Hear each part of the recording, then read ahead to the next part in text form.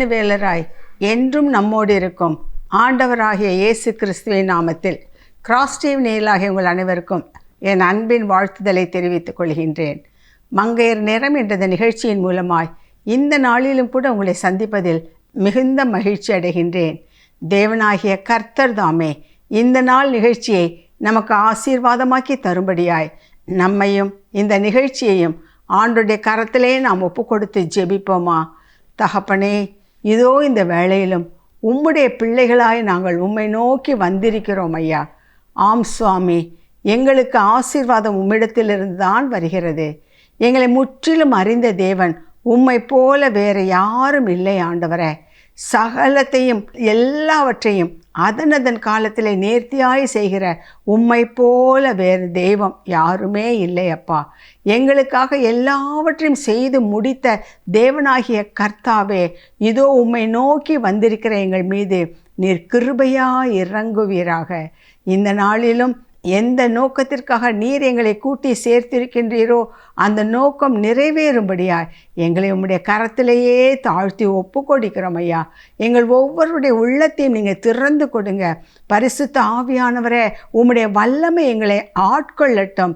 சரியானபடி நாங்கள் கேட்டு அதை எங்களுடைய அனுபவமாக்கி எங்களுக்கு என்று வைத்திருக்கின்ற ஆசீர்வாதத்தை நாங்கள் சுதந்திரித்து கொள்ளும்படியாய் தேவனாகிய கர்த்தாவே, நீர் கிருபையாய் மனம் இறங்குவீராக. உம்முடைய கிருபைக்குள்ளாக ஒப்பு கொடுக்கிறோம் மீட்பர் இயேசுவின் மூலம் பிதாவே. ஆமேன், ஆமேன். நாம் இன்றைக்கு தியானிக்கும்படியாக எடுத்துக்கொண்ட வேத வசனம் வெளிப்படுத்தின விசேஷம் 21ஆம் அதிகாரம் 1வது வசனம். வெளிப்படுத்தின விசேஷம் 21:1. பின்பு நான் புதிய வானத்தையும் புதிய பூமியையும் கண்டேன். முந்தின வானமும் முந்தின பூமியும் ஒழிந்து போயின, சமுத்திரமும் இல்லாமற் போயிற்று. கிறிஸ்துவுக்குள் பிரியமானவர்களே, பரிசுத்த யோவானுக்கு தேவன் வெளிப்படுத்தின அந்த காரியங்களை அவர் நமக்கு அறிவித்து எழுதியிருக்கின்ற நூல்தான் இந்த வெளிப்படுத்தின விசேஷம். அதில் இந்த 21ஆம் அதிகாரம் 1வது வசனத்தில் அவர் என்ன சொல்கின்றார்? பின்பு நான் புதிய வானத்தையும் புதிய பூமியையும் கண்டேன். முந்தின வானமும் முந்தின பூமியும் ஒழிந்து போயின, சமுத்திரமும் இல்லாமற் போயிற்று. 25வது ஆண்டை நாம் கடந்து வந்து விட்டோம். பழைய ஆண்டு முடிந்து விட்டது. பழைய பூமியும் பழைய வானமும் ஒழிந்து போயின, சமுத்திரமும் இல்லாமற் போயிற்று. சமுத்திரம் என்று சொல்லும் பொழுது பல வகையான அந்த அலைகள் வந்து போராட்டங்கள், வேதனைகள், இழப்புகள், எத்தனையோ அவமானங்கள், இப்படிப்பட்ட காரியங்கள்லாம் அலையைப் போல மறுபடியுமாய் நம்மை தாக்கி கொண்டிருந்த அந்த வருடத்தை நாம் கடந்து வந்து விட்டோம். சமுத்திரமும் ஒழிந்து போயிற்று. இதோ யோவான் சொல்கின்றார், புதிய வானத்தையும் புதிய பூமியையும் கண்டேன். எப்பொழுது புதிய வானத்தையும் புதிய பூமியையும் காண முடியும் என்றால், அந்த பழைய வானமும் பழைய பூமியும் ஒழிந்து போனால் ஒழிய நம்மால் புதிய வானத்தையும் புதிய பூமியையும் காண முடியாது. அப்படி என்றால் என்ன அர்த்தம்? கிறிஸ்துவுக்குள் பிரியமானவர்களை, கடந்த காலங்களிலே நாம் எப்படிப்பட்ட வாழ்க்கையை நடத்தி கொண்டு வந்தோம், எதை நம்பி வந்தோம், எதை உண்மை என்று அறிந்து வைத்திருந்தோம், அவற்றிற்கெல்லாம் ஒரு மாற்றாக எது சரியானதோ அதை நாம் புரிந்து கொள்ளும்படியாக இதோ இந்த புதிய ஆண்டிலே புதிய ஆசீர்வாதங்களை நாம் சுதந்திரித்து கொள்ளும்படியாக, பழைய ஆண்டிலே எதையெல்லாம் இழந்து போனோமோ, எதையெல்லாம் நாம் அனுபவிக்காமல் போனோமோ அவற்றையெல்லாம் பெற்றுக்கொள்ளும்படியாக அதற்கு நாம் என்ன செய்ய வேண்டும் என்று சொல்லி இன்றைக்கு ஆண்டவர் நம்மோடு பேச விரும்புகின்றார். எல்லோருக்குமே ஒரு எதிர்பார்ப்பு, இந்த 26வது ஆண்டு எனக்கு ஆசீர்வாதம் உள்ளதாக இருக்க வேண்டும். கர்த்தர் சொல்கிறாரு, புதிய வானத்தையும் புதிய பூமியையும் கண்டேன். யோவானுக்கு அதை வெளிப்படுத்துகிறார். நாமும் சொல்ல வேண்டும், இந்த ஆண்டின் முடிவிலே கர்த்தருக்கு சித்தமானால் அவர் நம்முடைய ஆயுளை கூட்டி கொடுத்திருப்பார் என்றால் நாமும் சொல்ல வேண்டும், இந்த 26வது ஆண்டிலே நாங்கள் புதிய வானத்தையும் புதிய பூமியையும் கண்டோம். அப்படி என்றால் என்ன அர்த்தம்? புதிய வானம் என்று சொல்லும் பொழுது வானத்திற்கு அடுத்த ஆவிக்குரிய சகல ஆசீர்வாதங்களையும் நாங்கள் பெற்றுக்கொண்டோம். ஆவிக்குரிய ஆசீர்வாதங்கள், ஆத்மாவுக்கு அடுத்த காரியங்கள், தேவனுக்கு அடுத்த காரியங்களில் நாங்கள் நிறைவாக எல்லாவற்றையும் பெற்றுக்கொண்டோம். பூமிக்கு அடுத்தது என்று சொல்லும் பொழுது பூமிக்குரிய நன்மைகளையும் நாங்கள் இந்த வருடத்திலே கண்டோம்.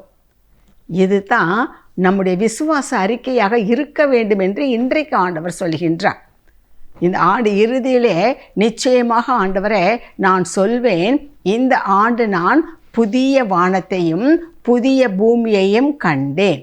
உலக பிரகாரமான நன்மைகளையும் ஆவிக்குரிய நன்மைகளையும் நான் பார்த்தேன், நான் அனுபவித்தேன். அதற்காக உமக்கு ஸ்தோத்திரம் என்று சொல்லக்கூடிய ஒரு ஆண்டாக இது இருக்க வேண்டும் என்று சொல்லி என் தேவன் விரும்புகின்றார். இது சாத்தியமா? நிச்சயமாக சாத்தியம்தான். இல்லாத ஒன்றை, செய்ய முடியாத ஒன்றை ஒரு நாளும் தேவன் நம்மிடத்தில் எதிர்பார்க்க மாட்டார். நாமே நம்முடைய பிள்ளைகள் 2 பிள்ளைகளோ 3 பிள்ளைகளோ இருக்கின்றார்கள் என்றால் ஒவ்வொருவருக்கும் என்ன திறமை இருக்கின்றதோ, அவர்களால் என்ன முடியுமோ அதை தான் செய்ய சொல்லுவோம். 15 வயது மகன் இருக்கலாம், 5 வயதில் இன்னொரு மகன் இருக்கலாம். இந்த 15 வயது மகன் செய்ய வேண்டிய காரியத்தை நம்ம 5 வயது மகனிடம் எதிர்பார்க்க மாட்டோம். அவர்களுக்கு ஏற்றவாறு தான்.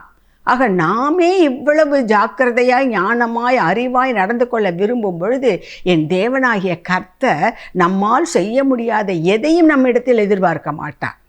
இன்றைக்கு ஆலோசனையாக அவர் சொல்ல விரும்புகின்ற காரியம் என்ன? இவற்றையெல்லாம் நீங்கள் சுதந்திரித்து கொள்ள வேண்டும் என்றால் நாம் செய்ய வேண்டிய சில காரியங்கள் இருக்கின்றன. இந்த 26வது வருடம் என்பது நம் எல்லோருக்கும் ஒன்று போல கொடுக்கப்பட்டது தான். எல்லாருக்கும் 364 நாட்கள், 365 நாட்கள் என்றால் எல்லாருக்கும், உங்களுக்கும் அத்தனை நாட்கள் தான், எனக்கும் அந்த நாட்கள் தான். 12 மாதங்கள் என்றால் உங்களுக்கும் 12 மாதங்கள் தான், எனக்கும் 12 மாதங்கள் தான். ஒரே வருடம் ஒரே மாதிரி எல்லோருக்கும் கொடுக்கப்பட்டிருக்கின்றது. இதை நாம் எப்படி பிரயோஜனப்படுத்திக் கொள்ளுகின்றோம், அதன் அடிப்படையில் தான் கிறிஸ்துவுக்குள் பிரியமானவர்களே புதிய வானத்தையும் புதிய பூமியையும் நாம் காண முடியும். ஆண்டவர் நமக்கு ஒரு காரியங்களை சொல்ல வேண்டும் என்றால் பல உவமைகள் மூலமாக நமக்கு அது விளக்குவது வழக்கமாக இருக்கின்றது. உவமைகளினால் சொல்லும் பொழுது ஜனங்கள் அதை எளிதில் புரிந்து கொள்ள முடிகின்றது. அதே போல இந்த தத்துவத்தை, இந்த சத்தியத்தை நாம் தெரிந்து கொள்ள வேண்டும் என்று சொன்னால் ஒரு சிறிய கதை சொல்லி நேரம் போக்குவதற்காக அல்ல, நாம் அதை சரியான முறையிலே உணர்ந்து கொள்ள வேண்டும் என்பதற்காக ஒரு சிறிய இது ஒரு கற்பனை கதை. எதற்கு என்றால் நாம் சரியாக புரிந்து கொள்ள வேண்டும் என்பதற்காக. ஒரு தகப்பன் பெரிய செல்வந்தன், அவனுக்கு ஒரே பிள்ளை, ஒரே ஒரு மகன் இருந்தான். ஆனால் அந்த செல்வந்தன் என்ன செய்ய மாட்டான், இந்த பிள்ளை கேட்குறதெல்லாம் வாங்கி கொடுக்க மாட்டான். எல்லா வசதிகளும் உண்டு, ஒரே மகன், அருமையான பிள்ளை. ஆனாலும் பையன் கேட்பதெல்லாம் தகப்பன் வாங்கி கொடுப்பதே இல்லை. அவருக்கு எது நல்லது என்று தோன்றுகின்றதோ அதை தான் கொடுப்பார். அவன் கேட்கிறான், அடம் பிடிக்கிறான் என்பதற்காக எதையும் செய்ய மாட்டான். ஆனால் அந்த பையனுக்கு அப்பா மேலே ஒரு வெறுப்பு. இவ்வளோ பணத்தை வச்சிருக்கிறாரு, நான் ஒரே பிள்ளை, நான் கேட்குறத இவர் தரமாட்டேங்கிறாரு, அவர் இஷ்டத்துக்கு தானே எல்லாம் செய்கிறாரு என்று தகப்பன் மீது அவனுக்கு ஒரு வெறுப்பு இருந்தது. இதை எப்படி போக்குவது என்று சொல்லி யோசித்து விட்டு ஒரு நாள் அந்த தகப்பன் என்ன செய்கின்றான், அந்த மகனை அழைத்து, நாம் இன்றைக்கு மாலையிலே அந்த ஒரு பார்க் அங்கே இருக்கின்றது, அந்த பூங்கா வழியாக நாம் நடந்து போய் வாக்கிங் போய்விட்டு வருவோம் என்று அழைக்கின்றான். அந்த மகனும் கூட சென்றான். அப்படியாக செல்லும் பொழுது அந்த பார்க்கில் 3 தர்மக்காரர்கள், பிச்சை எடுப்பவர்கள் என்று சொல்கின்றோம் அல்லவா, அந்த தர்மக்காரர்கள் 3 பேர் எங்கே அமர்ந்திருந்து போவோர் வருபவரிடமெல்லாம் அவர்கள் காசு கேட்டுக்கொண்டு இருந்தார்கள். அப்பொழுது அந்த செல்வந்தர் என்ன பண்ணினார், முதலாவது இருந்த அந்த தர்மக்காரரிடம் தன்னுடைய பாக்கெட்லேருந்து ஒரு கட்டு பணத்தை எடுத்து அவன் கையில் கொடுத்தார். அவனுக்கு ஒரே சந்தோஷம். ஒரு 5 ரூபா 10 ரூபா கிடைக்கிறதே பெரிய காரியம், இவர் ஒரு கட்டு நோட்டை எடுத்து அப்படியே கொடுத்து விட்டாரே என்று அவனுக்கு சந்தோஷம் தலைகால் புரியவில்லை. மகன் பார்க்கின்றான், நம்ம அப்பாவா, ஒரு 5 ரூபாய் கேட்டால் கூட கொடுக்க மாட்டார். இப்போ இவ்வளோ பெரிய பணக்கட்டை தூக்கி அந்த தர்மக்காரரிடம் கொடுத்திருக்கிறாரே என்று ஆச்சரியமாய் பார்த்தான். கொஞ்சம் தூரம் போன பிறகு இரண்டாவதாக ஒரு நபர், அவரிடமும் அதே போல் ஒரு பணக்கட்டை கொடுத்தார். திரும்ப இன்னும் கொஞ்சம் தூரம் போன பிறகு மூன்றாவது ஒரு நபர், அவரிடமும் ஒரு பணக்கட்டை கொடுத்தார். இந்த பையனுக்கு ஒன்றுமே புரியவில்லை. இது நம்ம அப்பா தானா? எப்படி இப்படி கொடுத்தாரு? ஒரு 10 பைசா கூட அவர்கிட்டருந்து எனக்கு வாங்க முடியாது. அப்படி இருக்கும் பொழுது இவர்களுக்கு எப்படி இவ்வளவு பணம் கொடுத்தார் என்று யோசனையிலேயே வந்து விட்டான். வந்த பிறகு தந்தையிடம் கேட்கின்றான், எப்படி அப்படி கொடுத்தீர்கள் என்று சொல்லி கேட்கும் பொழுது தந்தை சொன்னார், இப்போ உனக்கு புரியாது, இன்னொரு தடவை நான் அந்த பக்கத்தில் நான் கூட்டிக் கொண்டு போகிறேன், அப்பொழுது உனக்கு புரியும் என்று சொல்லிவிட்டார். பிறகு நாட்கள் ஓடியது, வாரங்கள் ஓடின, மாதங்கள் ஓடின. திரும்ப ஒரு வருடமான பிறகு மறுபடியுமாக அந்த மகனை, வா மகனே, நாம் போன தடவை சென்ற அதே பார்க் வழியாக நாம் வாக்கிங் போவோம் என்று சொல்லி அவனை அழைத்து கொண்டு போனார். அப்படியாக போகும்பொழுது இந்த முதலாவது பணம் கொடுத்தார் அல்லவா, அந்த பிச்சைக்காரர் அங்கேயே அமர்ந்திருந்தார். இவரை பார்த்தோன்னு அவனுக்கு ஒரே சந்தோஷம். போன தடவை வந்து ஒரு கட்டு பணம் கொடுத்தாரு, அதே போல் கொடுப்பார் என்று சொல்லி அவனையே பார்த்து கொண்டிருந்தான். அப்பொழுது இவர் அவனை பார்த்து கேட்டார், அவ்வளவு பணம் கொடுத்தேனே, நீ அதை என்ன செய்தாய்? அது கொடுத்த உடனே, பிரபு, எனக்கு ஒரே சந்தோஷம், அதனால் எனக்கு என்னென்ன ஆசையோ என்னென்ன தேவையோ அதெல்லாம் வாங்கிட்டேன், எனக்கு பிரியமானதெல்லாம் செஞ்சிட்டேன், பணம் இல்லாமல் நான் எதுக்கெல்லாம் ஏங்கி தவித்து கொண்டிருந்தேனோ அதெல்லாம் என் ஆசையெல்லாம் பூர்த்தி செய்துட்டேன், என்கிட்ட உள்ள பணமெல்லாம் கரைஞ்சு போச்சு, ஆகவே தான் நான் மறுபடியுமாக தர்மம் எடுப்பதற்காக அமர்ந்திருக்கிறேன் என்று சொல்லி சொன்னான். பிறகு இரண்டாவதாக அப்போ கேட்டார், மற்ற 2 பேரும் எங்கே என்று சொல்லி கேட்டிருக்கின்றார். ஏன்னா மற்றவங்க 2 பேரையும் காணவில்லை. அப்போ இவர் கேட்ட பொழுது அவர் சொன்னாராம், இந்த இரண்டாவதாக ஒருத்தர் அமர்ந்திருந்தாரே, அவர் எங்கே இருக்கிறார் தெரியுமா? எங்கே இருக்கானே தெரியல. எங்கே விழுந்து கிடக்கிறானோ, இல்லை ஜெயிலில் இருக்கிறானோ, இல்லை யார்கிட்டையாவது மாட்டிக்கிட்டு முழிச்சிட்டு இருக்கிறானோ எங்களுக்கு தெரியவில்லை. ஏனென்றால் நீங்கள் கொடுத்த பணத்தை வாங்கிட்டு அவன் என்ன செய்தான், அதை துஷ்பிரயோகம் பண்ணிவிட்டான். வேண்டாத காரியங்களை செலவழித்தான். புகைப்பிடிப்பதிலும், மது அருந்துவதிலும், கஞ்சா அருந்துவதிலும், கெட்ட நண்பர்களோடு சேர்ந்து கொண்டு வேண்டாத சீட்டுகள் விளையாடுவது, இப்படி போன்ற காரியங்களிலே ஈடுபட்டு எல்லாவற்றையும் இழந்து போய் தன்னுடைய உடல் சுகத்தையும் இழந்து போய்விட்டான். திருடனாகவும் மாற ஆரம்பித்து விட்டான். ஏனென்றால் அந்த பழக்கம் தொடர வேண்டும், அதற்கு பணம் இல்லை, எனவே தவறான வழிகளிலும் செல்ல ஆரம்பித்து விட்டான். பிறகு மூன்றாவது நபர் எங்கே என்று கேட்ட பொழுது, இதோ எதிரே ஒரு கடை இருக்கிறதல்லவா, அந்த கடையை பார்க்கின்றார். நல்ல பெரிய கடை, பலர் அங்கே வேலை செய்து கொண்டிருக்கின்றார்கள். அந்த கடையை காட்டி இது சொன்னாராம், அந்த மூன்றாவது நபர் இருக்கின்றாரே, அவருடைய நீங்கள் பணம் கொடுத்தீங்கள் அல்லவா, அதில் அவன் முதலீடு செய்து கடின உழைப்பினால் முதல்ல ஒரு சின்ன அளவில் ஆரம்பித்தான். இன்றைக்கி அவனுடைய தொழில் ஓஹோ என்று ஓடிக்கொண்டிருக்கின்றது. அவன் 10 பேருக்கு வேலையை கொடுத்து ரொம்பவும் வசதியாக வாழ்ந்து கொண்டிருக்கின்றான் என்று சொன்னாராம். பிறகு அந்த பையனை வீட்டிற்கு அழைத்து கொண்டு வந்தார். காரணம் புரிகின்றதா? அவன் சொன்னான், என்ன அப்பா இப்படி இருக்கிறதே என்று சொல்லும் பொழுது, நான் எல்லோருக்கும் ஒரே அளவு தொகையை தான் கொடுத்தேன், ஒருத்தருக்கு கூட ஒருத்தருக்கு குறைவாக கொடுக்கவில்லை. ஆனால் ஆசீர்வாதங்களும் சாபங்களும் எதன் அடிப்படையில் இருக்கிறது தெரியுமா? கொடுத்த அந்த வாய்ப்பினை யார் ஒழுங்காக பயன்படுத்தி கொண்டார்களோ அவர்கள் சுபிட்சித்து இருக்கின்றார்கள். யார் அதை தவறான வழியிலே பயன்படுத்தினார்களோ அவர்கள் ஆசீர்வாதத்தை இழந்து போயிருக்கின்றார்கள். ஆகவே ஆசீர்வாதம் வரலை, ஆசீர்வாதம் இருக்குது என்பதெல்லாம் யார் கையில் இருக்கிறது என்றால் உங்கள் கையில் தான் இருக்கின்றது. கிறிஸ்துவுக்குள் பிரியமானவர்களே, இந்த செய்தியை கேட்டுக்கொண்டிருக்கின்ற அன்பான சகோதரனே, சகோதரியே, இதிலிருந்து நாம் தெரிந்து கொள்ள வேண்டியது என்ன தெரியுமா? இந்த வருடம் 26வது வருடம் என்பது நம் எல்லோருக்கும் கொடுக்கப்பட்டிருக்கிறது. உங்களுக்கும் கொடுக்கப்பட்டிருக்கிறது, எனக்கும் கொடுக்கப்பட்டிருக்கிறது. யோவான் சொன்னது போல இந்த வருடத்தின் இறுதியில் புதிய வானத்தையும் புதிய பூமியையும் கண்டேன். யார் சொல்ல முடியும்? சற்று யோசித்து பாருங்கள். எல்லாருக்கும் ஒன்று போல தான் ஆண்டவர் இந்த நாட்களை, இந்த வருடத்தை நமக்கு கிருபையாய் இலவசமாய் கொடுத்திருக்கின்றார். நாம் அதை எப்படி பிரயோஜனப்படுத்த போகின்றோம்? இந்த முதலாவது அந்த நபரை பார்த்தோம் அல்லவா, அவர் என்ன செய்தார்? அந்த தர்மக்காரர் கிடச்ச உடனே அந்த பணத்தை வச்சுட்டு அவருக்கு என்ன தேவையோ அதையெல்லாம் வாங்கி செலவழித்து இருந்தது எல்லாவற்றையும் இழந்து போய் மறுபடியுமாக அங்கே வந்து தனக்கு கிடைக்காதா என்று அமர்ந்து விட்டார். நம்ம உடனே யோசிப்போம், ஐயோ இவன் இப்படி மடத்தனமாக பண்ணிட்டானே, ஏன் இப்படி செய்தான்? கொஞ்சமாவது மிச்சம் வச்சிருக்கலாமே, வேறு ஏதாவது காரியத்திற்கு பயன்படுத்தி இருக்கலாமே என்றெல்லாம் யோசிக்கிறோம் அல்லவா. அதைத்தான் நாமும் இன்றைக்கு செய்து கொண்டிருக்கின்றோம். கிறிஸ்துவர்கள் என்று சொல்கிறவர்களும் அதை தான் செய்து கொண்டிருக்கின்றோம். விசுவாசிகள் என்று சொல்பவர்களும் அதை தான் செய்து கொண்டிருக்கின்றோம். என்ன செய்து கொண்டிருக்கின்றோம்? ஆண்டவர்கிட்ட போகும் பொழுதெல்லாம் நாம் உலக பிரகாரமான நன்மைகளையே தேடி போய் கொண்டிருக்கின்றோம்.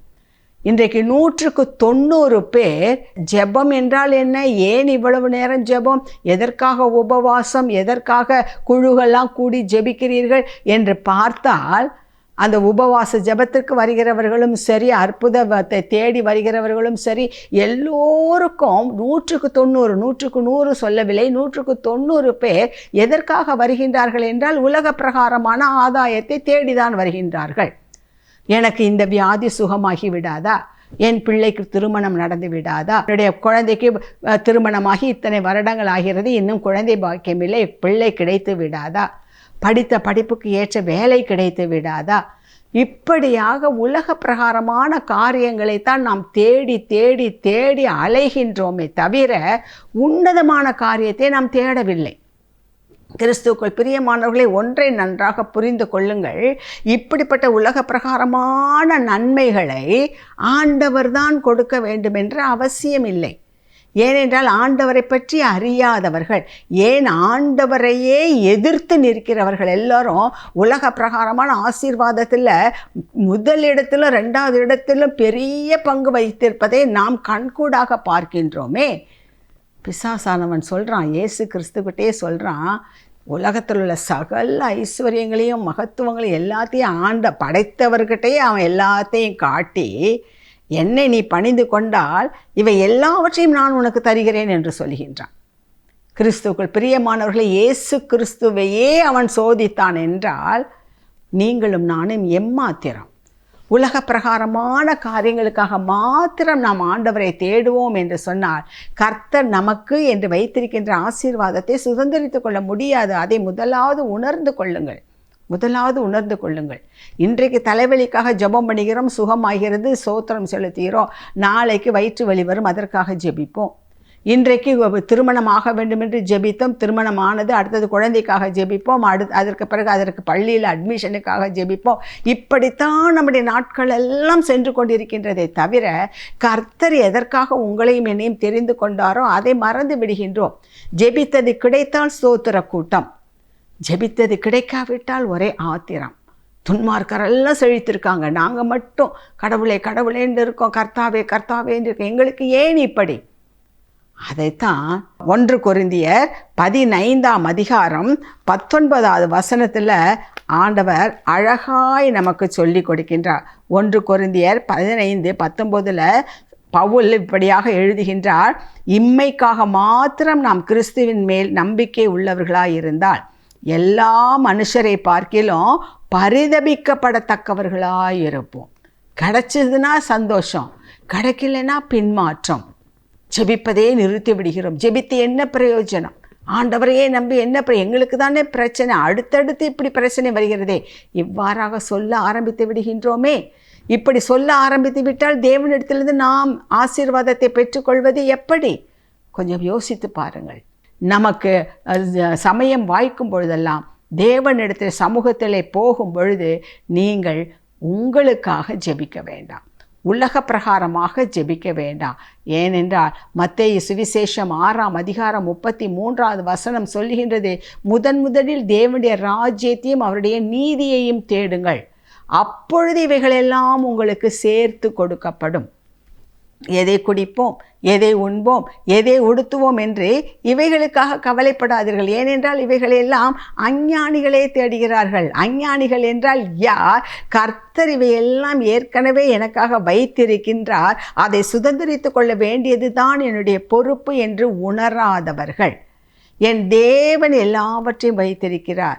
அதே மத்தேயு சுவிசேஷத்தில் பார்க்கின்றோம், 6ஆம் அதிகாரத்தில் நாம் கடைசி வசனங்களை எல்லாம் நாம் பார்த்தோம் என்றால், மத்தேயு சுவிசேஷம் 6ஆம் அதிகாரத்தில் கடைசி வசனத்தில், அதாவது 32வது வசனத்தை பார்த்தோம் என்றால், இவைகளையெல்லாம் அஞ்ஞானிகள் நாடி தேடுகிறார்கள், இவைகளெல்லாம் உங்களுக்கு வேண்டியவைகள் என்று உங்கள் பரமபிதா அறிந்திருக்கிறார். இவையெல்லாம் தேவை. நீ வாழ்க்கை நடத்துவதற்கு உனக்கு என்ன தேவை? உன் குடும்பத்திற்கு என்ன தேவை? உன் தொழில் நல்லபடியாக நடப்பதற்கு எது அவசியம்? எதற்கு முதலிடம் கொடுக்க வேண்டும்? இதெல்லாம் பரமபிதாவுக்கு தெரியும். எந்த சமயத்தில் என்ன செய்ய வேண்டுமோ அதற்கு நேராய் வழி நடத்துவார். இந்த நம்பிக்கை, இந்த விசுவாசம் நமக்கு வர வேண்டும் பிரியமானவர்களே. ஆகவே இந்த வருடத்தில் நம்முடைய ஜெபத்தை நம்ம கொஞ்சம் மாற்றிக்கொள்வோம். உலக பிரகாரமான காரியத்திற்கு அல்ல ஆண்டவரே, உன்னதமான காரியத்தை நான் தெரிந்து கொள்ள எனக்கு உதவி செய்யும். பவுலுடைய ஜெபத்தை நம்ம பார்க்குறோம். இயேசு அவரை சந்தித்த உடனே அந்த பவுல் தேவனை நோக்கி செய்கின்ற ஜெபம் என்ன தெரியுமா? அப்போஸ்தலர் 9ஆம் அதிகாரம் 6வது வசனத்தை பாருங்க. அவன் நடுங்கி திகைத்து, ஆண்டவரே, நான் என்ன செய்ய சித்தமாயிருக்கிறீர் என்றான். அதற்கு கர்த்தர், நீ எழுந்து பட்டணத்துக்குள்ளே போ, நீ செய்ய வேண்டியது அங்கே உனக்கு சொல்லப்படும். ஆண்டவரே, நான் என்ன செய்ய சித்தமாயிருக்கிறீர். இதுதான் நம்முடைய ஜெபமாக இருக்க வேண்டும். இதுதான் பிரியமானவர்களே அந்த இன்வெஸ்ட்மெண்ட் என்பது. அந்த 3வது நபர் என்ன செய்தார்? கொடுத்த அந்த பணத்தை முதலீடு செய்தார். எப்படி முதலீடு செய்தால், எதில் முதலீடு செய்தால் நமக்கு லாபம் வரும், நாம் நம்முடைய வசதியை பெருக்கிக் கொள்ளலாம், அநேகருக்கு உதவியாக இருக்கலாம் என்று சிந்தித்து செயல்பட்டால், ஆகவே அவன் ஒரு வெற்றியுள்ள வாழ்க்கை. இன்றைக்கு ஆண்டவர் நமக்கு அதை தான் சொல்லி, இந்த வருஷத்தை கொடுத்துருக்கிறேம்மா, இந்த நாளை உனக்கு இலவசமாக கொடுத்துருக்கேன், நீ செய்ய வேண்டியது என்ன தெரியுமா? இந்த நாளை எதற்கு விதைக்க வேண்டும் தெரியுமா?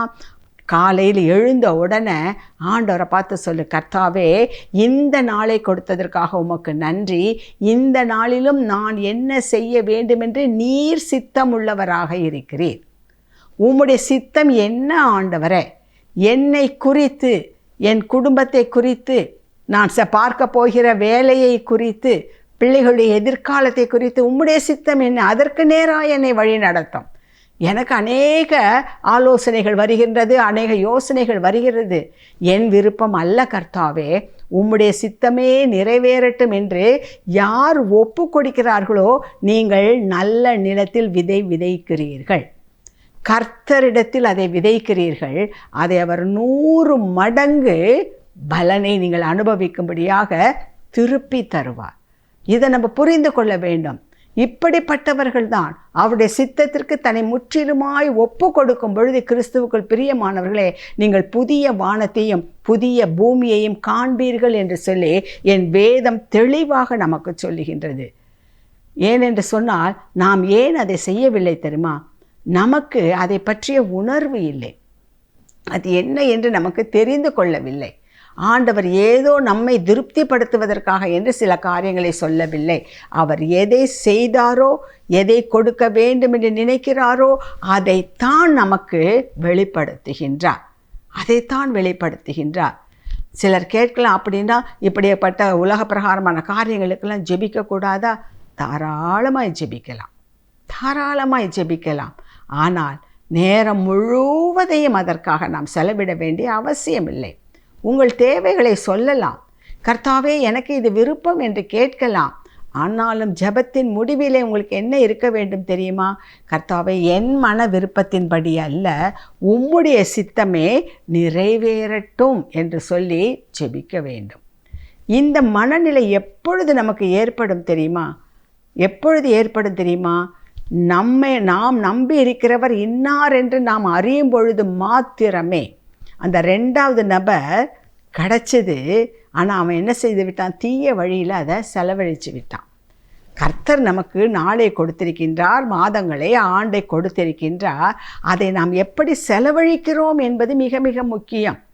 நம்ம சொல்லலாம், நாங்கள் பொய் பேசுவதிலோ மற்றதிலையோ அப்படியெல்லாம் ஒன்றுமே இல்லை. ஆனால் காலத்தை எப்படி நம்ம வீணாக்குகிறோம் தெரியுமா?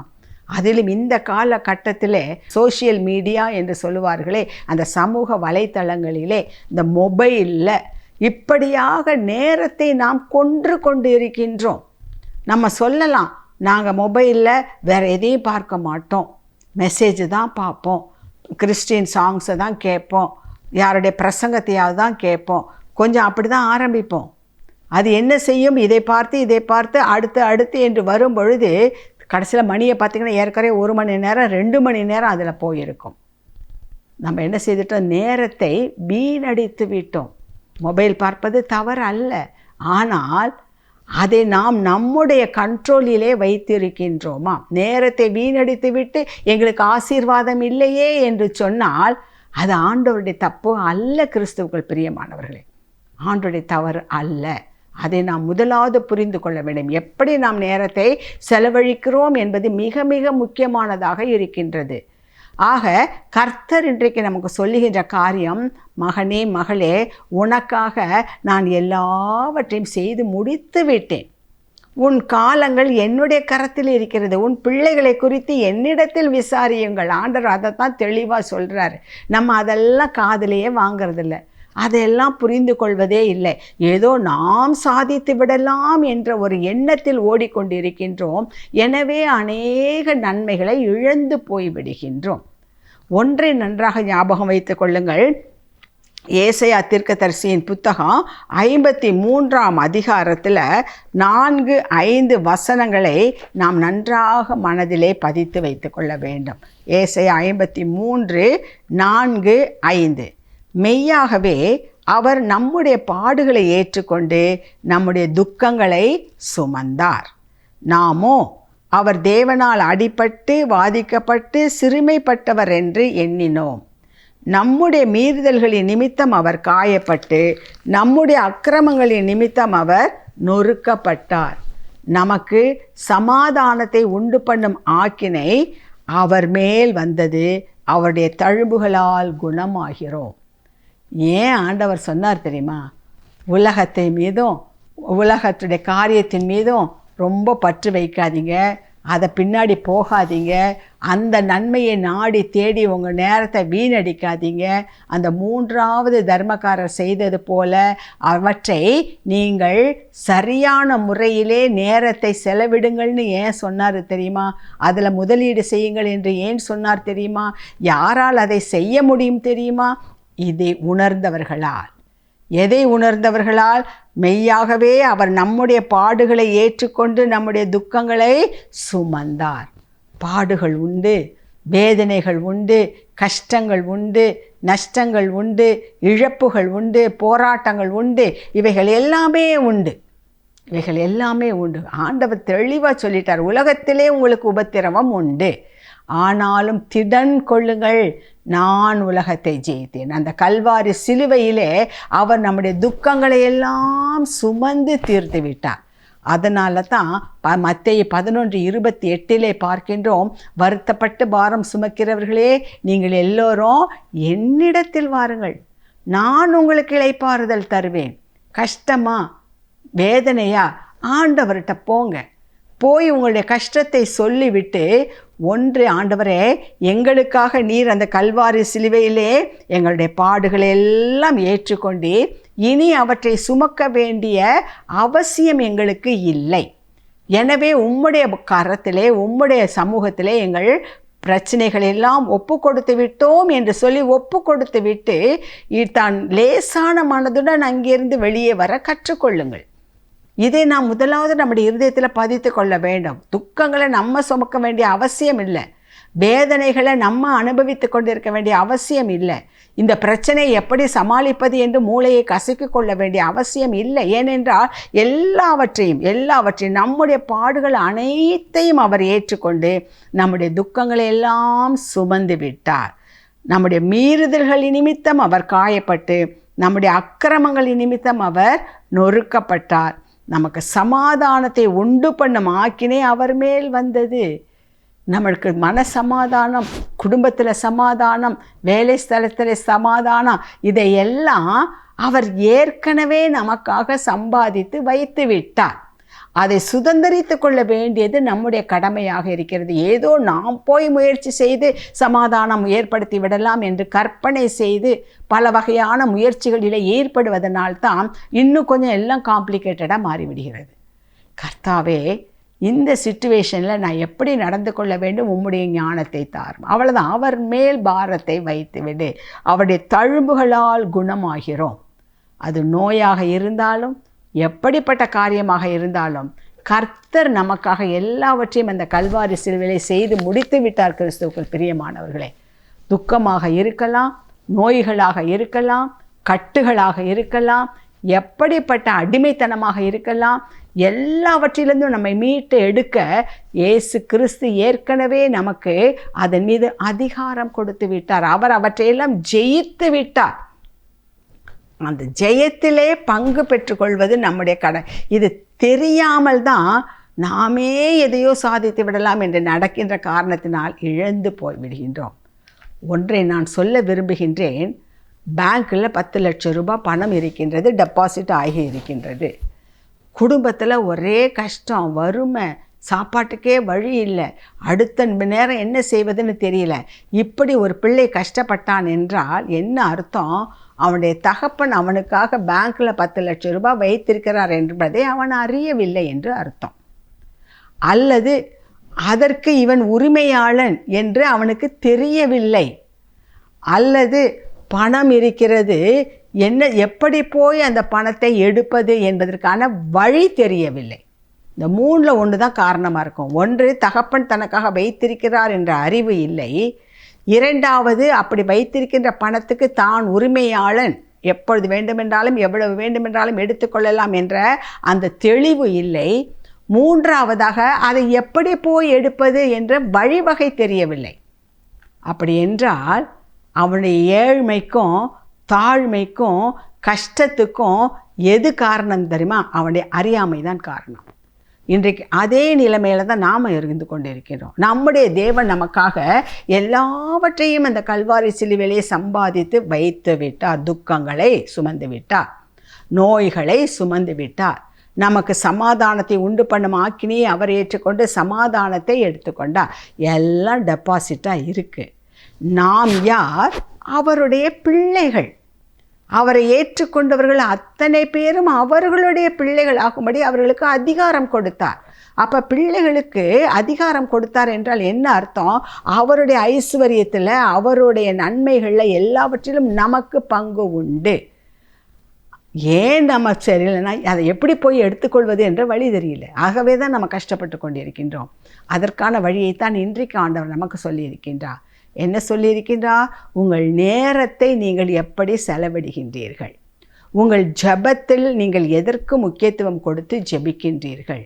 கிறிஸ்துவுக்குள் பிரியமானவர்களே, இந்த புதிய வானத்தையும் புதிய பூமியையும் நான் கண்டேன் என்று யோவான் சொன்னது போல, இந்த ஆண்டிலே நான் புதிய ஆசீர்வாதங்களையும் புதிய கிருபைகளையும் தேவனிடத்திலிருந்து பெற்றுக்கொண்டேன் என்று தைரியமாய் சொல்வதற்கு நாம் செய்ய வேண்டிய ஒரே ஒரு காரியம் என்ன தெரியுமா? கிடைக்கின்ற நேரத்தை சரியான இடத்துல சரியான முறையிலே முதலீடு செய்ய வேண்டும். எதெல்லாம் முதலீடு செய்ய வேண்டும்? தேவனுக்கு அடுத்த காரியங்களிலே. கர்த்தர் எனக்காய் யாவையும் செய்து முடிப்பார், கர்த்தரால் எல்லாம் கூடும் என்று சொல்லி அவர் மீது நம்பிக்கை வைத்து அவர் விரும்புகின்ற பாதையிலே, கர்த்தாவே நீர் என்ன செய்ய சித்தம் கொண்டிருக்கிறீர் என்று ஒவ்வொரு நாளும் எந்த பிள்ளை ஜெபிக்கின்றானோ அந்த பிள்ளைக்கு நிறைவான ஆசீர்வாதம் உண்டு. நிறைவான ஆசீர்வாதம் உண்டு. அவனுக்குரிய ஆசீர்வாதத்தை யாராலும் தடுக்க முடியாது.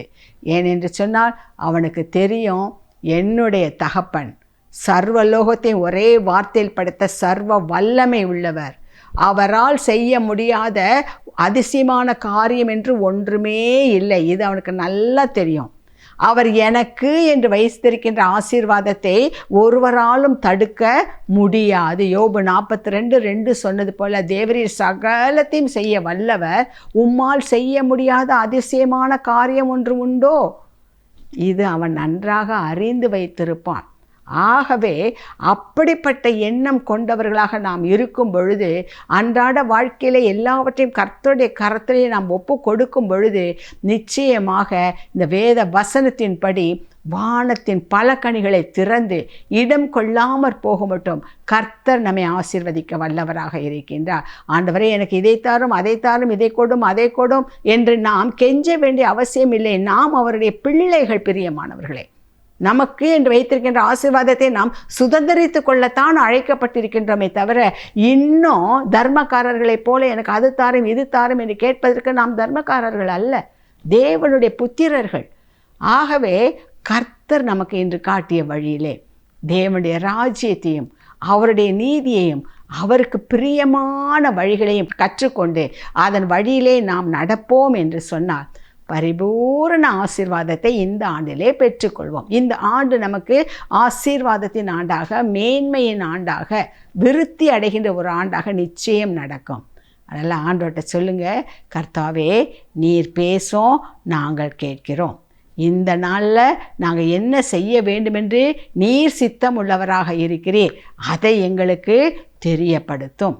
எங்கள் விருப்பம் அல்ல ஆண்டவரே, உம்முடைய சித்தமே எங்கள் வாழ்க்கையில் நடக்கட்டும் என்று சொல்லி யாரெல்லாம் முதலீடு செய்கின்றீர்களோ அத்தனை பேரும் நிச்சயமாக இந்த ஆண்டின் இறுதியிலே பெரிய அறுவடையை நீங்கள் அறுப்பீர்கள். இதில் கொஞ்சமும் சந்தேகமில்லை. நீங்களும் சொல்வீர்கள், இதோ புதிய வானத்தையும் புதிய பூமியையும் கண்டோ, பழைய வானமோ பழைய பூமியோ ஒழிந்து போயிற்று, சமுத்திரமோ இல்லாமற் போயிற்று. நாம் இப்பொழுது ஜெபிப்போமா? தகப்பனே, இதோ இந்த வேளையிலும் நீர் எங்களோடு இடைப்பட்டதற்காய் உமக்கு கோடாகோடி ஸ்தோத்திரங்கள் அப்பா. என்ன செய்வதென்று அறியாமல் திகைத்து நின்றோம் சுவாமி. எப்படி ஜெபிப்பது, எதற்காக ஜெபிப்பது, ஒன்றும் புரியவில்லை ஆண்டவரே.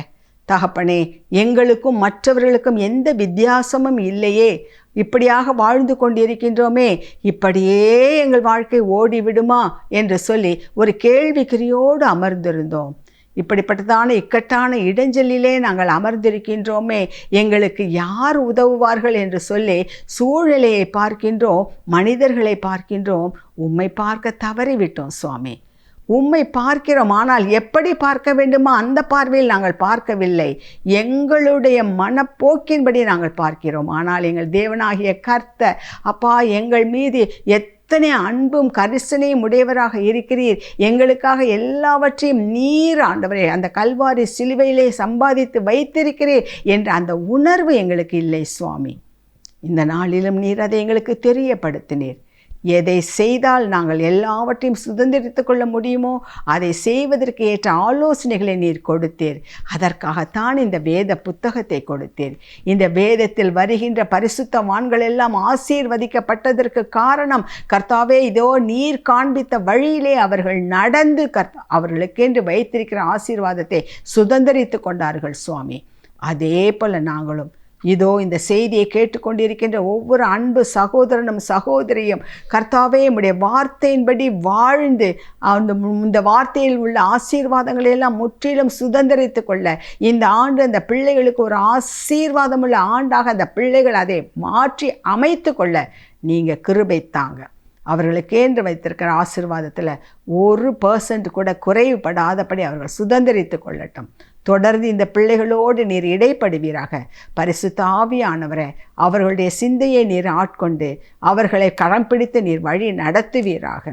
மேலானவைகளை தேடக்கூடிய கிருபையை நீங்கள் தாங்க. உம்முடைய கிருபையை, உம்முடைய கிருபைக்கும் பராமரிப்புக்கும் இந்த பிள்ளைகளை ஒப்பு கொடுத்து ஜெபிக்கிறேன். உம்முடைய நாமம் ஒன்றே மகிமைப்படட்டும். மீட்பர் இயேசுவின் மூலம் பிதாவே, ஆமென், ஆமென். கர்த்தருடைய ராஜ்யத்தை முதலாவது தேடுவோம். கர்த்தர் எல்லாவற்றையும் பார்த்து கொள்வார். God bless you.